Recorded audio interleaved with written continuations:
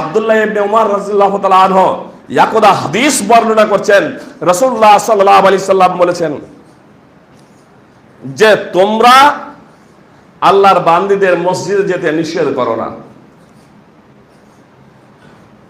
আল্লাহর বান্দীদের মসজিদে যেতে নিষেধ করো না, মেয়েদের মসজিদে যেতে বাধা প্রদান করো না যদি মেয়েরা তোমাদের কাছে মসজিদে যাওয়ার অনুমতি চায়। তখন আব্দুল্লাহ ইবনে উমর রাদিয়াল্লাহু তাআলা আনহুর এক ছেলে বললেন, আল্লাহর কসম আমি কিন্তু তাদেরকে মসজিদে যেতে বাধা প্রদান করব, ওয়াল্লাহি লানামনাহুন্না, আল্লাহর কসম আমি কিন্তু তাদেরকে মসজিদে যেতে বাধা প্রদান করব। এ কথা শোনার পরে আব্দুল্লাহ ইবনে উমর রাদিয়াল্লাহু তাআলা আনহু এত রাগান্বিত হয়েছিলেন। আব্দুল্লাহ বিন উমরের পুত্র সালেম বলছেন যে এত ভাষা তার জন্য খারাপ করেছিলেন যা কোনো দিনই করেনি আব্দুল্লাহ ইবনে উমর। মুজাহিদের বর্ণনায় রয়েছে, দারাবাব ফি সাদরিহি, আব্দুল্লাহ ইবনে উমর শুধু তাকে গালি দিয়েছিলেন তাই নয়, বরং মুজাহিদের বর্ণনায় আব্দুল্লাহ ইবনে উমর থেকে মুজাহিদ রাদিয়াল্লাহু তাআলা আনহু বর্ণনা করছেন যে আব্দুল্লাহ ইবনে উমর তার সেই পুত্রের বুকে মেরেছিলেন, সজোরে আঘাত করেছিলেন। আমি বলছি আল্লাহ রাসূল সাল্লাল্লাহু আলাইহি সাল্লাম বলেছেন, তোমাদের কারো কাছে যদি তোমাদের মেয়েরা মসজিদে যাওয়ার অনুমতি চাই তাহলে বাধা প্রদান করবে না, অনুমতি দেবে, আর তুমি বলছো আমি বাধা প্রদান করব। আব্দুল্লাহ ইবনে উমর রাদিয়াল্লাহু তাআলা আনহু মেরেছিলেন। সহিহ মুসলিম হাদিস নম্বর 442। মুজাহিদ রাদিয়াল্লাহু তাআলা আনহু আব্দুল্লাহ ইবনে সূত্রে বর্ণনা করেছেন, সহিহ এই মুসনাদ আহমদে হাদিস আছে, হাদিসটি সহিহ। মুজাহিদ বলছেন মা কাল্লামাহু হাত্তা মাত, আব্দুল্লাহ ইবনে উমর রাদিয়াল্লাহু তাআলা আনহু তার সেই পুত্রের সাথে আমৃত্যু কথা বলেননি। কিসের জন্য?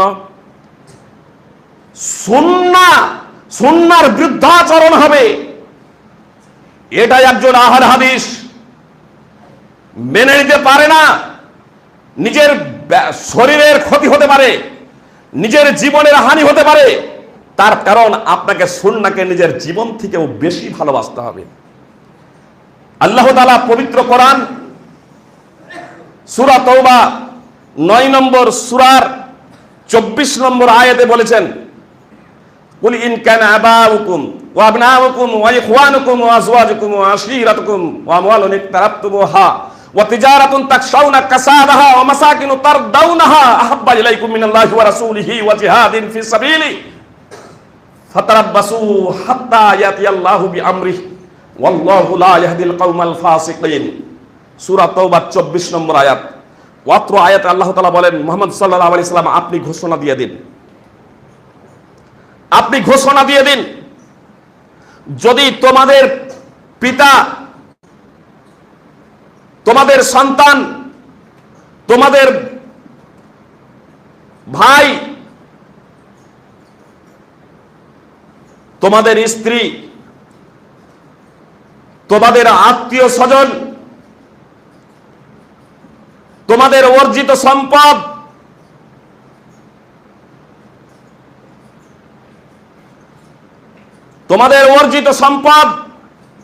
তোমাদের ব্যবসা বাণিজ্য যার মন্দা হয়ে যাওয়ার আশঙ্কা করো, তোমাদের প্রিয় বাসস্থান,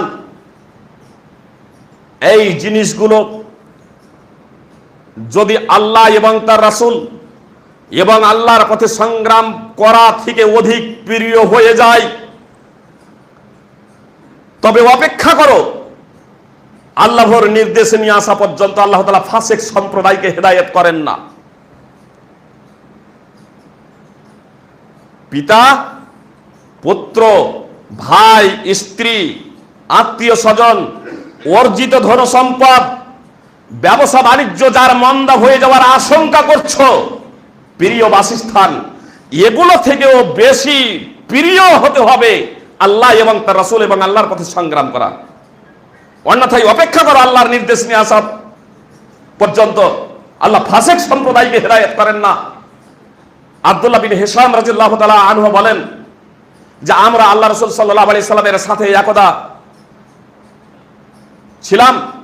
চলছিলাম, আর আল্লাহ রাসূল সাল্লাল্লাহু আলাইহি সাল্লাম উমর রাদিয়াল্লাহু তাআলা আনহুর হাতটি ধরেছিলেন।